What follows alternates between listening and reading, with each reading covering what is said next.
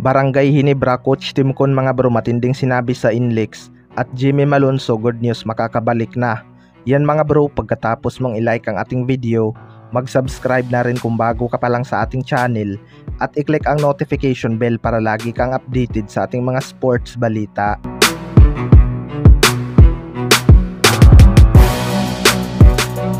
So huling laban na nga ng Barangay Hinebra ngayong elimination rounds mga bro.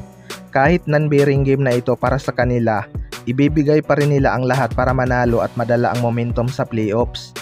Mayroon nga silang twice to beat kahit ano ang kalalabasan ng kanilang laban sa Inlex Road Warriors mga bro. Ayon nga daw kay Coach Timcon ay hindi pa rin sila dapat mag-relax sa depensa at laruin pa rin nila ang kanilang laro. Alam naman natin na may winning mindset itong si Coach Timcon mga bro. Hindi nga rin magiging madali ang laban na ito dahil malakas din talaga itong Inlex Road Warriors at nakasalalay din sa laro na ito ang kanilang magiging final standing.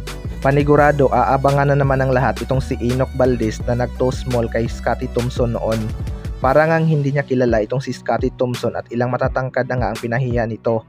Kapag nagyabang pa itong si Enoch Valdez, paniguradong makakatikim ito ng boss sa crowd ng Barangay Hinebra. Kaya kaabang-abang nga kung ano ang gagawin nito kapag naisahan niya itong si Scotty Thompson at baka magyayabang na naman ito. Sa kabilang banda naman mga bro, Jimmy Malonzo, good news, makakabalik na. Ito ngang si Jimmy Malonzo ay hindi nakapaglaro sa Barangay Hinebra due to injury. Bigla nga itong nagka-injury noong laban nila sa Northport Batang Pier mga bro. Mabuti na lang at hindi naman ganun kalala itong kanyang injury at nasa 3 weeks lang ang recovery. Ayon nga sa mga source ay posibleng makakabalik na itong si Jimmy Malonzo ngayong playoffs mga bro.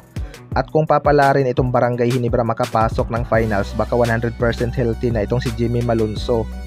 Alam naman natin kahit maganda ang naging performance ng Barangay Hinebra, kahit wala itong si Jimmy Malonzo mga bro, kakailanganin pa rin siya ng team. Hindi nga palaging maganda ang kanilang opensa at baka biglang mag-off night itong si Ralph dahil sa pressure.